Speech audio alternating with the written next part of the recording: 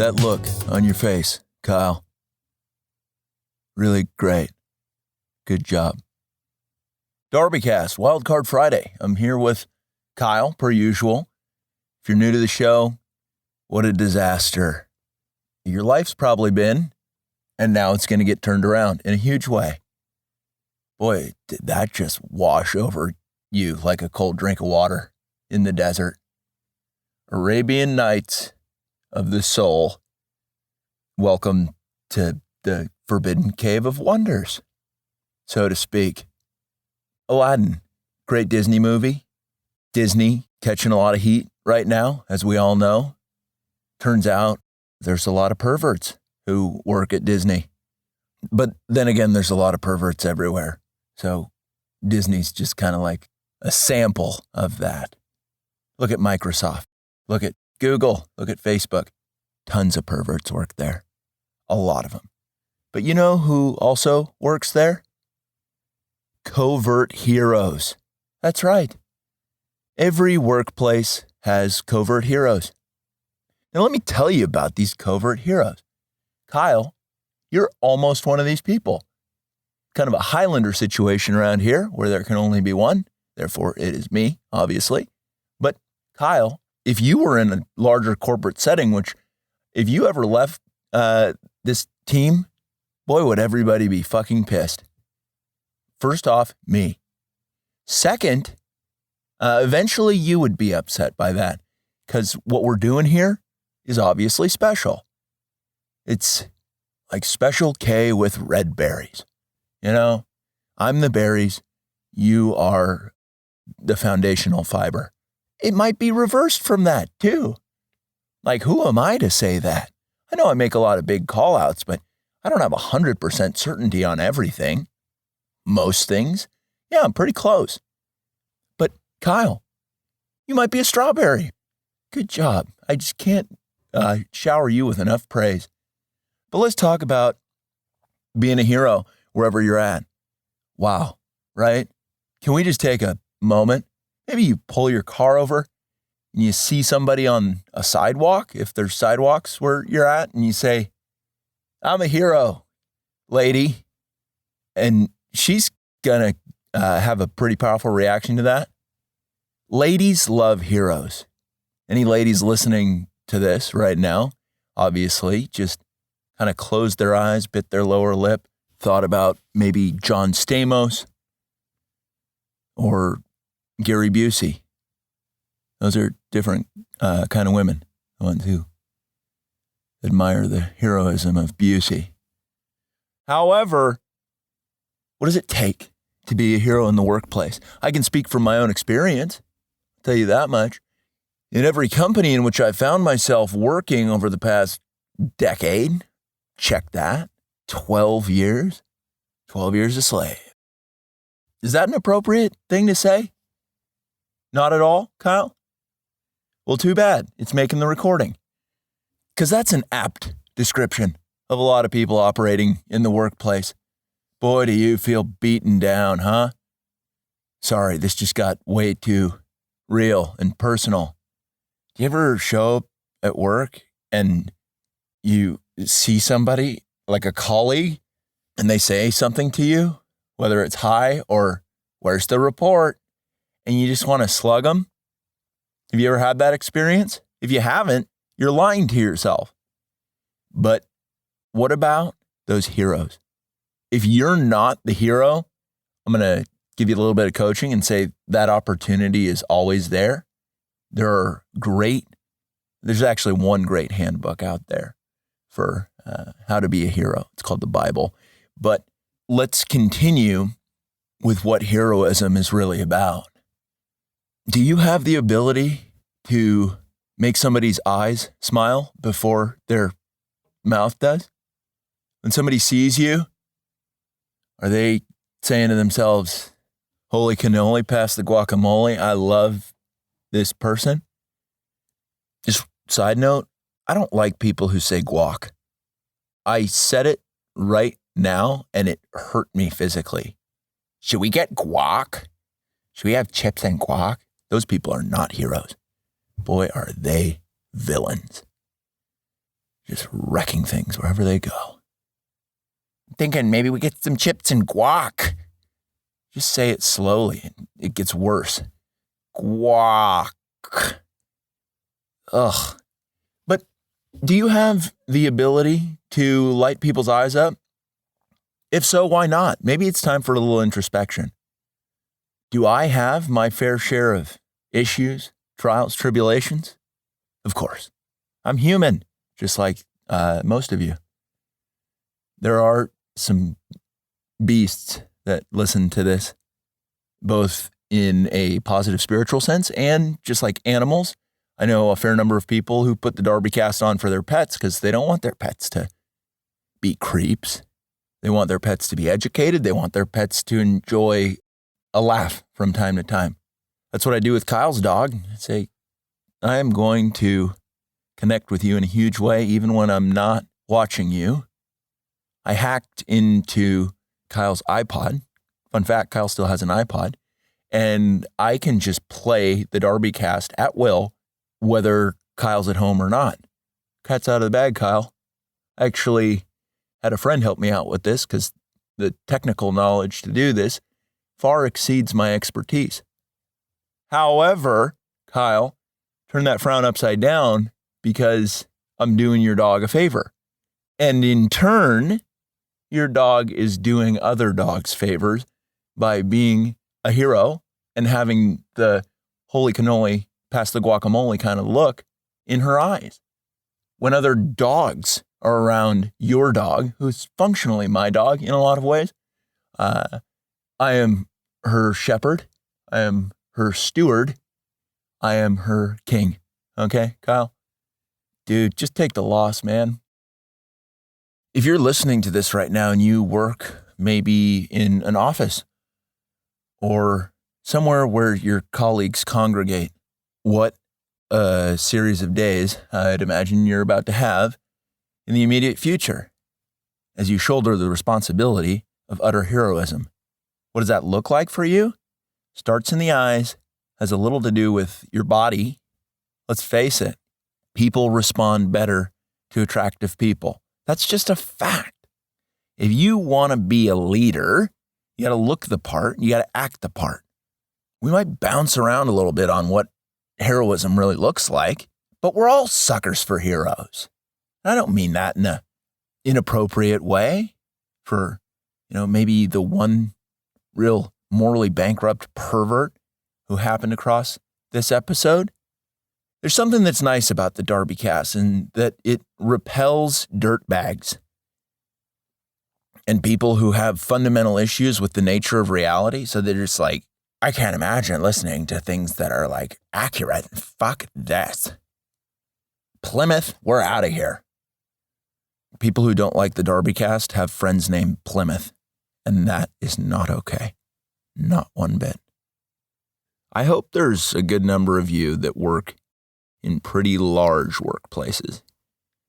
And the steps to becoming a hero, everybody thinks, because we're all just fully steeped in Hollywood media nonsense, people think that heroism is big, when sometimes it's small. Sometimes it's putting cellophane over the toilet seat of your female boss who is metaphorically pissing all over your colleagues.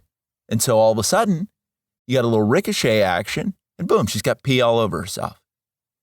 And she might not understand what you're doing as a hero. However, your colleagues will. Colleagues will look at you and say, you're one of the most dynamic individuals I've ever encountered. I think we should eat a corn dog together once every 2 years. How good would that feel to hear that? The old corn dog offer? It's a sign of friendship, but it goes a little bit deeper than that. There's a loyalty that's baked into that cornbread surrounding the hot dog. Zoom out a little bit, and you see a bigger piece of the puzzle than you ever really anticipated, right? Is somebody raiding the company fridge? Taking things that don't belong to them? You ever thought about stepping up and bringing a mortar and pestle to work? Pulverizing a ghost chili? and sprinkling it on a booby trap made out of food, something really tasty. That's heroism 101. You don't hear about that, but it is what it is. Boy, did we all need to reflect in this kind of way today. I'm so glad you're here to be on this journey with me, discussing everything that matters at a time like this, when there are just opportunities aplenty to step up and put people in their place. I've been thinking about this lately, and I'm more than bemused to share this with you. Okay? There used to be two kinds of people in this world of ours: followers and leaders. And somewhere along the lines of people getting high-speed data connections and access to unfettered and unmonitored internet access, you had a lot of people who are followers parading around as leaders. And boy, have they made a mess of shit. You had a bunch of followers read the 48 laws of power and think they could just walk into a space and do damage. And truth be told, they have done damage, but not the kind that makes the most sense, which is heroic damage, critical hit, boss defeated. Have you considered defeating your boss recently? Could you defeat your boss in a way that would leave them feeling emasculated or highly incompetent? Do they deserve that? If they do, why haven't you started taking the necessary steps? You have a responsibility. We all do, frankly. When there are leaders who are not heroes in positions of authority, when they are not doing things right, and let me direct your attention to the United States government at most levels. Let me direct your attention to the corporate world at most levels. How many vice presidents are there that are just complete dopes? Here's a question. Are there any heroes who work in HR? No, there aren't. It's impossible. Maybe at one point, there was somebody who thought that they could step into that space, change it, say, HR as a discipline is full of cowards, criminals, unethical, malevolent dirtbags, and I want to go in and reform it. But if you try to defeat pigs on their turf, you're going to get muddy. But some heroes are willing to do that, provided that the outcome is favorable. And what's that?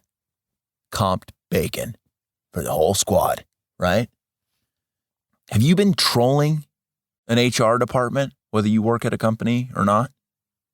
Have you been writing handwritten letters with your non-dominant hand, issuing vague threats that don't make a whole lot of sense? Just so the people in HR, these awful, terrible people, so they just quit outright and say, I'm not okay with this.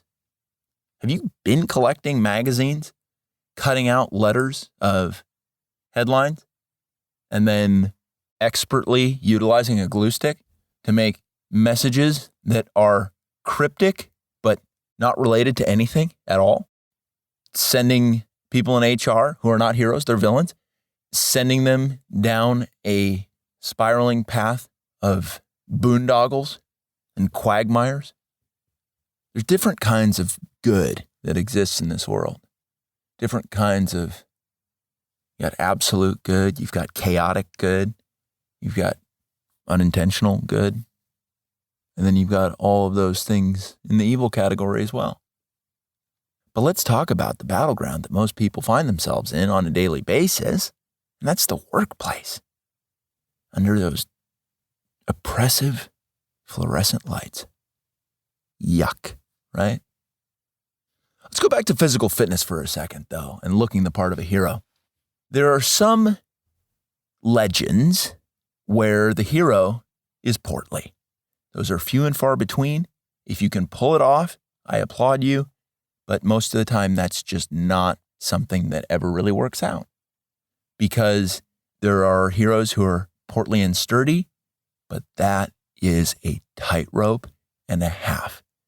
The chasm of disgusting is beneath you, and you have to have expert level balance that only an autistic trapeze artist could ever fathom of possessing. Okay? So let's talk about our collective bodies for a second. And time out, Kyle, I'm on fire today. Okay? This is just great, isn't it? Man, this is my favorite thing in the whole wide world. Giving people the tools they need to be extreme success stories. To turn the world upside down in a positive way and say, I am an agent for change and nobody's going to know how I'm going to do it because I'm unpredictable, I'm shifty, but in a very positive way. But let's talk about the body for a second. Are you lifting legs twice a week? Are you eating foods that your body wants to make cells out of? I'm going to shoot my hand up real quick and say, I'm guilty.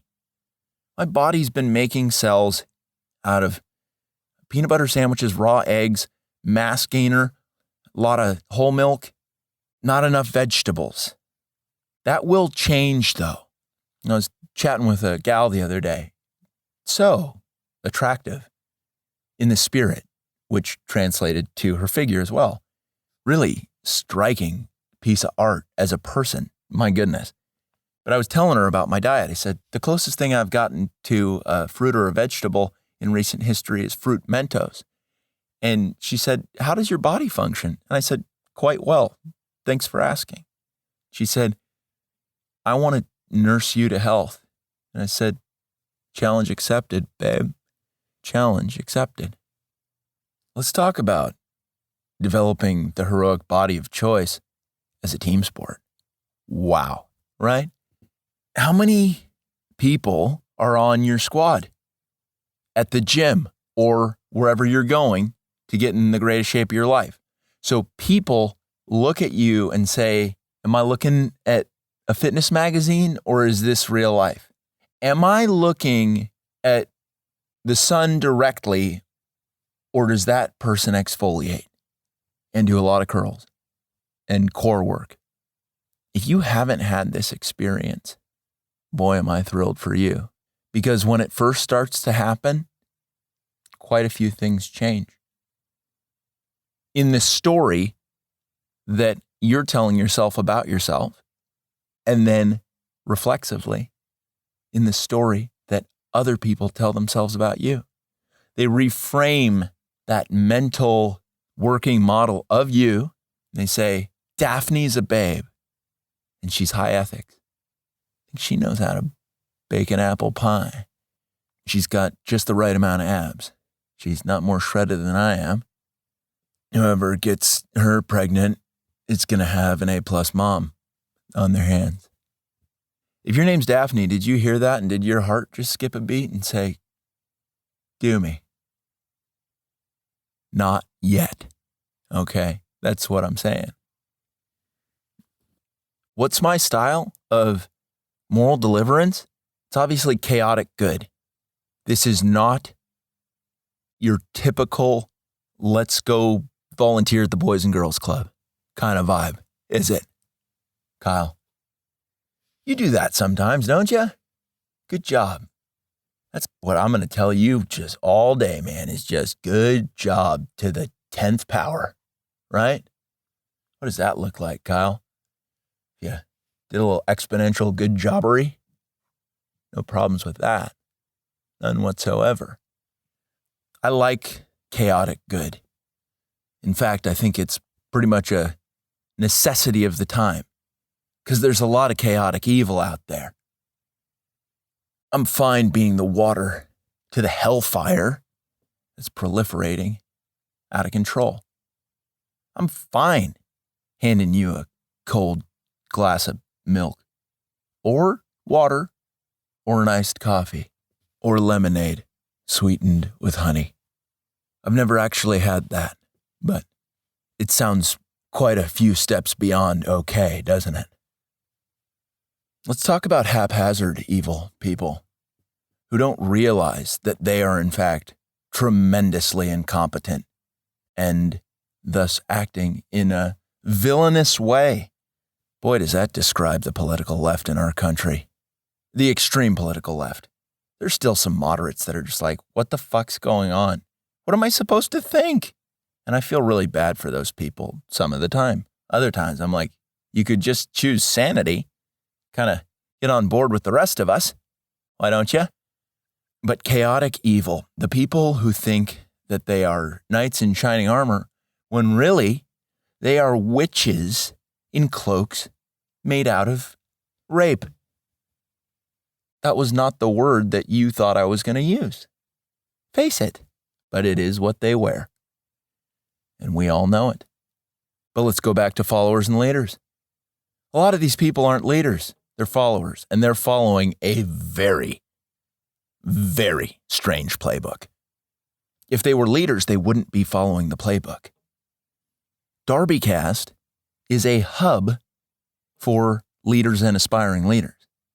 If you're newer to this show and you just happened across it, you're like, I'd like to be a better leader.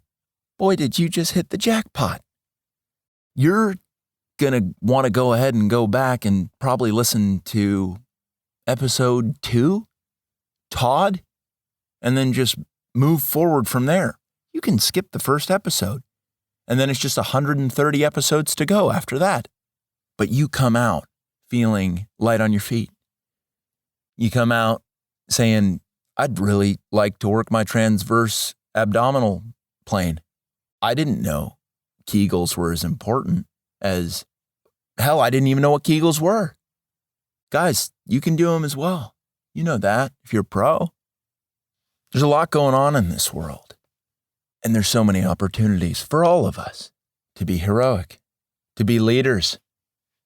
What if you led just with your body language today? What if somebody saw you moving in a way that was so graceful and powerful that it rewrote the way that they thought about Fauci? What if you didn't have to say a word to be heroic? P.S. It's possible. There are more than a score of holy cannoli, pass the guacamole style heroes who are not exceptionally verbose. I am quite outspoken, as you know. Otherwise, I would really struggle to lay down a podcast. There'd be a lot of silence, and frankly, I would have packed up shop probably around episode 5. I don't listen to podcasts. Let me just take a time out and tell you I don't listen to any other podcast other than reviewing this, making sure Kyle leaves in the most offensive comments that I make on every episode. Something that's offensive is obviously in the eye of the beholder. So many of the things that some evil followers might find offensive is simply just true. Boy, are people offended by truth. That's always the goal of censorship and hate speech regulations and the like. Heaven forbid people recognize what's going on and then share that with others and have a discussion and say, the people in power resemble Jafar a lot. Let's just throw it back to Aladdin in the beginning. What made Aladdin so great? Let's take a hard pull to the heroism and the lessons we can learn from Aladdin. Humble, not afraid to smile, knew how to connect with beasts. The understanding that connecting with a female can be more about your heart than your Ferrari. Okay. I didn't like that Aladdin stole, but he had Robin Hood vibes because he yanked an apple and he gave it to a kid. Metaphorically, how are you going to do that today? What if that apple simply represented truth or a bulging bicep that provided the inspiration for that kid to say, I don't want to be like my dad, Plymouth. No, sir. The population is thirsty for righteousness. I'm going to go ahead and just throw that out there. Aren't you, as an individual, thirsty for justice to fall calamitously on the heads of the wicked? We all are, right? That time is coming, and what a treat that will be. Let me pull real hard to a tangent and ask a question. Who comes up with holidays?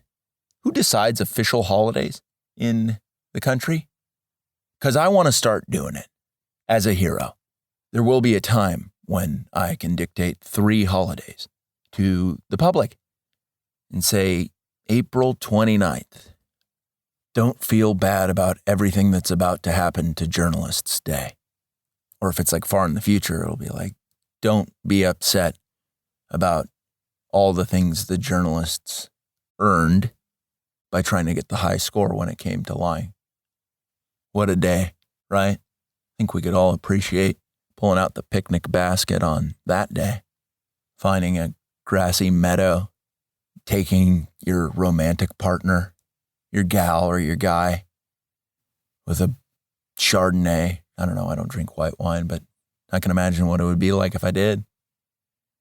It'd be at a picnic while enjoying charcuterie and staring deeply into the eyes of my beloved and saying, journalists really had this coming, didn't they?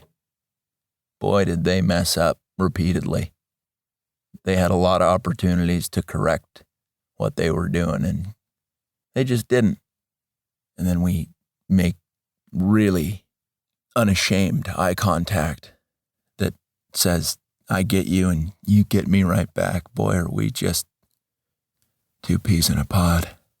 Shut up and kiss me, Katrina. I would never date anyone named Katrina, you know that. So, I don't know. Sometimes you got to just say whatever, right? Are you being a hero in your relationships? I'll raise my hand and say I'm not. Not all of them, at least. Being a hero in relationships takes quite a bit of energy. I know that. So I prioritize. Say, who is worthy of my time? My time is precious to me. And it should be to you as well. Would Batman? I don't like doing superhero references at all, but would Batman chill with Robin and bring justice to cowards and criminals if Robin weren't totally on board? If Robin didn't earn it? If Robin weren't providing value? Now that's a follower worth keeping around. And let me go ahead and make this distinction while I'm in this vein about leaders and followers. Follower is not a pejorative at all. And you can't be a leader in every single context. It's simply not possible. In a lot of contexts, I find myself to be a follower. So not only do we need to be better leaders, but sometimes we need to be better followers, running the play. Who's my ultimate leader? I think we all know that. He's got initials, and they're JC. If you want to be a mega leader, and that doesn't have to mean that you're influencing a ton of people. Maybe you're just influencing a select few people in greater depth. The Marianas Trench of leadership could very well be you. Wow, right? Not you, Kyle. You're more of like a Sandals resort depth. But I've never seen anybody having a bad time at Sandals. Okay? But that's also a trick because I've never been to Sandals. Boom, got you, Kyle. Roasted a little bit. Where are you at today? Give yourself an honest look. Ask yourself the deep question. Say, where am I? Am I flying or am I running? Am I running or am I walking? Am I walking or am I crawling? Am I crawling or am I rolling sideways? Hot dog style. Because wherever you're at, whatever your speed and trajectory might be, there are great opportunities that are available to you. I know a couple people who are feeling like they're a little bit stuck, feeling like they're moving a little bit slowly. And as much as I don't like seeing the people close to me moving in slow motion from an enthusiasm standpoint, I like to remind them, this is part of your hero's journey. If the ring weren't tempting to Frodo and he just skipped his way to Mordor, chucked the ring in Mount Doom and said, glad that's done. Doesn't make for a very good story now, does it? It doesn't give Sam the opportunity to be the best friend of all time. It doesn't give the adult-looking warriors like Gimli, Legolas, Aragorn, Faramir, even Boromir. Doesn't give them the opportunity to kill people in the name of doing things right. I'm a sucker for Lord of the Rings. I am. If you're not a big JC kind of guy or kind of gal yet, maybe you inch your way towards that destination by watching all the extended cuts of Lord of the Rings. And then when it's all said and done, you do a little research on Dr. Tolkien and say, what made this guy so exceptional? Son of a bitch bastard, this guy was sweet. I sure hope you're not waiting for a hero. Whoever you are listening to this, you DarbyCast doctor or DarbyCast doctor in training in your residency, I sure hope you're not waiting for a hero, because we need to become the heroes that we ourselves need. Parenting, have you heard of it? That's what you do. You become the hero that your children need. Children are followers. You are better than most children in just about every conceivable way. Do you dislike the children because you are superior to them? No, you don't. You love them for what they're great at and the joy they bring into the world. And sometimes followers have that ability better than leaders. But as a leader, sometimes you gotta jack up the energy level of your followers who are gonna spread the cheer, who are gonna go out and do great things. The children of the future is what I'm trying to say. What's your go-to style of good? Absolute good? Are you a knight in shining armor? I'm not. I'm not too proud to admit that. I'm the yoked court jester who's not to be trifled with. I know that's my role, and I know I'm pretty damn good at it too. But it didn't happen in a day. It happened over quite some time.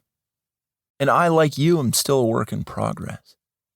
This court jester that's speaking to you, that's me, is only going to become more skilled at juggling, metaphorically, and more jacked, quite literally. Who are you now? Who do you want to become? And what is your personal brand of heroics going to entail? Will you be a leader of men, a leader of women, a leader of children, a leader of all three? Will you be a leader of beasts? Kyle, that last one seems like it's pretty inaccessible to you.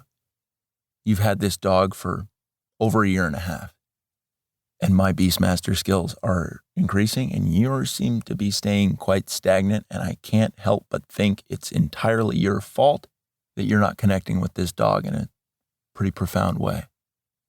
What was so good about Aladdin's relationship with Abu?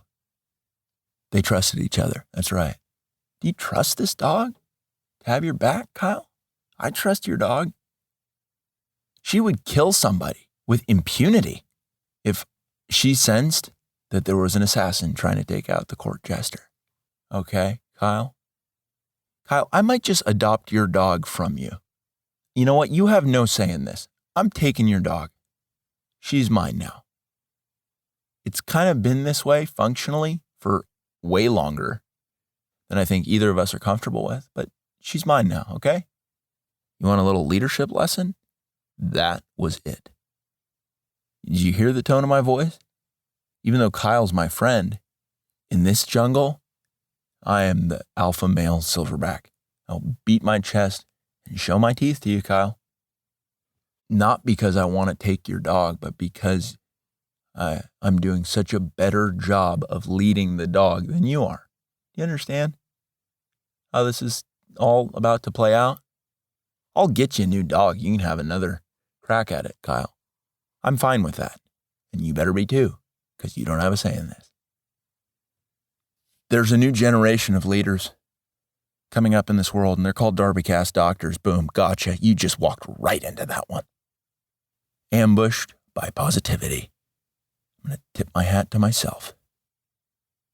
This is kind of my bread and butter, isn't it? Unconventional pep talks. Sometimes on the DarbyCast, as you know, you're going to hear the way things are. I'm not going to sugarcoat it. But other times, I'm going to tease at the way things could be. And that's what we like to call leadership. This is where we're at. Let's be honest about it. Put yourself in a position where you're saying this to somebody. Just kind of imagine that. Say, this is where we're at. But this is where we could be if we were unified and we both accepted our Lord and Savior, JC, did this right. Do you belong to any groups of people who see things the way they are and can also imagine the way things could be? All of you should be nodding your head yes, because you're a DarbyCast doctor. But that's digital, right? This is not enough. It's not. It's not nearly enough. Are you connected with people who are at least a decade older than you are? You should be. If you're 70 listening to this, where's your 80-year-old friend? If you're 90, show me that centurion. I don't even know if that word works in this situation, but it might. Okay. How many people have your back in a crisis? How many people's backs do you have when they're in a crisis? If the person that I've been describing isn't the way that you are, and you want to be that way, why don't you just go for it? Why don't you just put a couple things on the back burner and say, I'll get back to playing GTA 5. I'll get back to collecting artisanal fox traps from the 1800s. What could you dial down and what could you turn up if you wanted to be a hero? Is it pushing a thumbtack into your neighbor's back left tire at pretty unpredictable intervals? Sometimes it's a week, sometimes it's a year and a half. But they always seem to get these flats they just can't explain until they eventually go crazy and say, I need to change a couple things. Are you that kind of good? That was my speed as a kid. Oh yeah, that's a personal anecdote. I had a neighbor. He was a boner. He was not okay. And I wasn't nearly as subtle with my back left tire thumbtackery. I wasn't. I loaded up all of his tires with a ton of thumbtacks constantly. There was no strategy involved other than, this is total war. You suck, dude. You don't let me ride my bike in your driveway, and you've got a really nice driveway, and I just don't know what your deal is.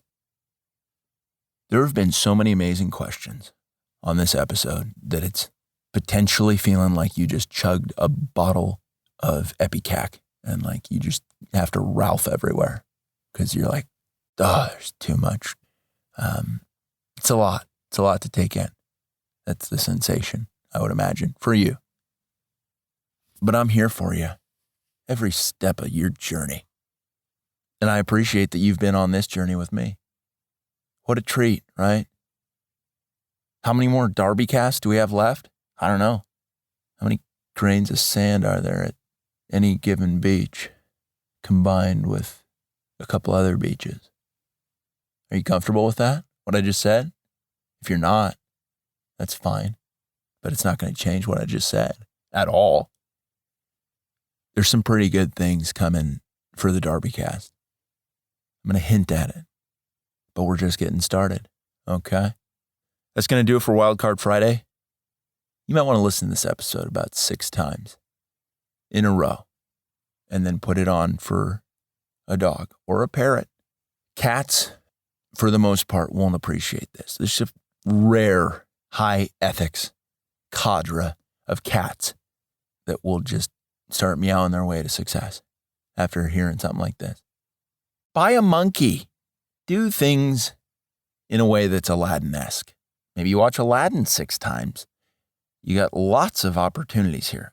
Let's review quickly.